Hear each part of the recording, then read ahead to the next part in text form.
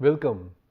After learning about how to measure the flow rates and the pressure using various types of devices, especially in case of flow rate, we found that we were using orifice meter, which is very common in the natural gas industries, and in case of pressure, we also learned about the manometer, which is very common. So today we shall be looking into two problems on the estimation of the flow rate using orifice meter and some pressure measurement, the pressure drop.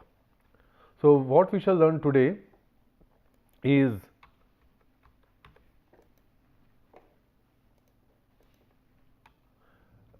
estimation of flow rate using orifice meter and estimation of pressure drop. So first let us take up a problem on the flow measurement. Here we are given that to calculate the hourly flow rate of natural gas for the given conditions.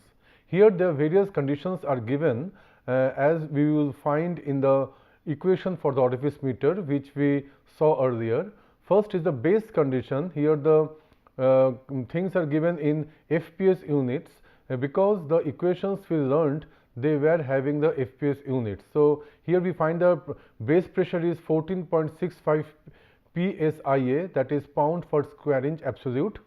Then the base temperature is 60 degree Fahrenheit, that is about 15.6 degree centigrade. Then the natural gas is flowing through a pipeline of 4-inch schedule. Now 4-inch schedule 40. Now generally what happens that whenever you talk of the pipelines, these pipelines the dimensions are given in terms of the nominal diameters, and the schedule number signifies the thickness of the pipeline. So whenever we want to know the exact inner diameter and outer diameter, we have to go to some standard charts from which we can get the inner diameter or the outer diameter and the thickness. So let us see that how a typical chart looks like. Here we have a chart. It on the first column in the chart you find that we have nominal pipe size 1/8, 1/4, 3/8, all these are inches, and corresponding to each of the nominal size we have the outside diameter. Like for example, for 1/8 inch nominal pipe size we have 0.405 inches of outside diameter, and then on the next column we find we have the schedule number 40 and schedule number 80, and if you see that the wall thickness is given in the schedule number. So for 1/8 nominal size, for 40 schedule number, the wall thickness is 0.068 inches, and similarly for the schedule number 80, the wall thickness is 0.095 inches, and these columns are signifying the weight per feet of that particular pipe. So with this we shall see that we have in our problem we have been given 4-inch schedule number 40. So what we will do, we will go to the 4-inch here, and correspondingly we will find the outer diameter as 4.5 inches, and for schedule 40 the thickness of the pipe is 0.237 inches. So these are the data we would need from this particular table. So here we have the outer diameter as 4.5, and from that we subtract twice the thickness to get the inner diameter, that is 4.026 inches is the inner diameter of the pipeline. Then there is a flange tap. As we learnt earlier that for whenever we are putting the pressure taps to measure the pressure difference across the orifice meter, we can have the pressure taps at various positions. So in this case it is specified that we have flange taps, and if you recall we can see that how these taps were looking, that these taps were given in terms of their distances from the flange. So in case of flange taps, the taps are just on the flanges. Then we have the static pressure measured upstream taps. Then the orifice plate is stainless steel. Orifice diameter is 1.5 inches, and it is measured at 20 degrees centigrade. Then we have a recorder that is having 100 inches of water column. It is measuring the pressure difference across the orifice meter, and then this is the 1000 psi is the static spring, that is a 68 atmosphere. And here we have some other data like elevation, that means elevation from the sea level about 500 feet. This is important because the gravitational force changes with the sea level. So naturally it will also depend, the potential energy will change with the sea level. Then we have the atmospheric pressure as 14.4 psia. The temperature of the flow is 100 degree Fahrenheit. Gas specific gravity is 0.6. Differential pressure is 65 inches water column, and static pressure is 645 psig, that is about 43.6 atmosphere. And this is the gauge pressure. With the gauge pressure we add the atmospheric pressure to get the absolute pressure as 655.4 psia. Now we go to the solution. The solution is this. This is the equation which we use to solve for the flow rate. Here the C is the discharge coefficient, which is a function of various other factors about which we learnt in our lecture. So in this problem we shall be evaluating each of these factors one by one. So let us first look at this basic orifice factor, and this basic orifice factor is based on the inner pipe diameter and the orifice diameter, and this table we have to refer to get the value of the C1. Here in this thing you find that we have the orifice diameter and we have the various nominal diameters from this table, and this is also given the base temperature 60 degree Fahrenheit, flowing temperature 60 degree Fahrenheit. So all these things are given here. So based on this table we shall be obtaining the value of the FV, and that is obtained at 460.80. Next we go to find out the Reynolds number factor. Even for this we shall be using another table. So this is also based on the inner diameter and the orifice diameter.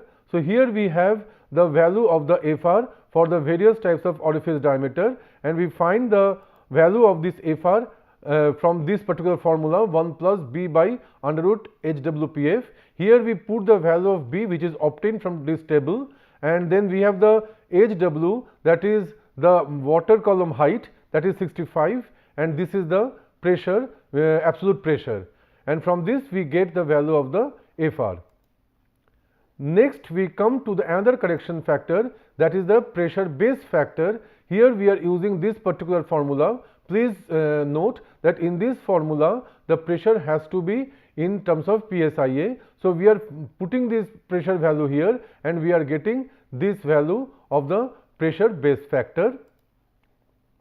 Next we come to the temperature base factor. In this case the temperature has to be in terms of the Rankine. So here we put the Rankine temperature and we get just 1. Next we come to, now just for recalling that temperature pressure needed because they change the density of the gas, and the density of the gas changes means that the volumetric flow rate for a given mass flow rate will also change. That is why we apply the pressure and temperature correction factors. Next we come to the gravity factor. The gravity factor is taking care of the specific gravity of the gas, which is given as 0.6, and this is the value. Next we go to the supercompressibility factor. This is given by under root 1 by Z, and this Z value can be found out from the compressibility chart about which we learnt earlier. Here we have the PR, that is CO2 reduced pressure, and on this you have the reduced temperature, and accordingly we can find out the value of the Z. So knowing the PR and the TR, we can find the value of the Z. So here we have the value of the Z as this, and this is the formula with which we get the supercompressibility factor. Next we go to this value of the manometer factor. Here we have the manometer factor with this particular formula. It does not need any kind of charts. Simply we put the atmospheric pressure, the water column height, and with this particular formula we get the manometer factor as 0.9993. And next we have the gauge location factor. This takes care of the gauge location depending on the latitude and the elevation from the sea level. the latitude is taken to be 66 degree and the sea level is taken in feet. So these two factors are incorporated in this particular formula of G. So you see that this G depends on the latitude and the elevation from the sea level. So we calculate G using this 66 degree and the elevation which is given in the problem, and we get the value of G as 32.1418. Now with this, using this formula, we get the gauge location factor, and then we have the orifice thermal expansion factor using this formula. This is the fluid temperature 100 and this is the manometric this temperature, that is 68, and with this we get the value of 1.006. And lastly we have the expansion factor, and this expansion factor is obtained from table C3, but before that we have to find some parameter value like beta. Beta is the ratio of the orifice diameter to the inner diameter of the pipeline. With this we get the value of beta, and then we find the value of this ratio HW by PF from the given data, and we get this value. Now we go to table 6.3. Here we have the beta value d by d, and this is the value of the HW by PF. So with these two values we locate the value of the y, and this value we take, and we find that this value is almost 0.9988. Now with all the values calculated, now we use the expression for C, which is given like this, and we put all the values here, and we get the value of C as 600.66. Now once we get the value of C, we shall put this value in this equation, and in this equation once we put it, we find that this is the value of the flow rate. And please mind it that the unit of the flow rate is also specified, that is SCFH, which is nothing but the standard cubic feet per hour. Perhaps you know that whenever we are reporting the volumetric flow rate of any gas, which is a function of the temperature pressure, we generally report in terms of some datum pressure temperature, and in this case we are using the standard temperature pressure, that is STP. So this is how we are getting the value of the flow rate in terms of the standard cubic feet per hour. So this is how we have solved a problem to estimate the flow rate of a gas, in this case natural gas, through a orifice meter, applying various types of corrections. After this we shall move on to the pressure measurement. The pressure measurement, as we learnt earlier, that manometer is a very common device with which we measure the pressure difference. It can also be used to measure the absolute pressure by exposing one of its limbs to the atmosphere. So in this problem we have a situation like this, that two pipes having air on both sides are connected by a U-tube manometer. So here we find that there is a U-tube manometer, and the pipe is having, the air is flowing through the pipeline. So we find that the two ends of the manometer, we have two pressures P1 and P2, and looking at the figure we can find out that pressure P1 is more than pressure P2. That is why this manometric fluid has been depressed more on the P1 side than in the P2 side. And here we find the difference in the levels of the manometric liquid in the two limbs is given by H. So here in this problem we are told that if the manometric fluid in the limb connecting the pipe is 2 meter high, that means this is the 2 meter, this H is about 2 meter, we have to find the pressure difference between the two limbs, that is we have to find out the P1 minus P2.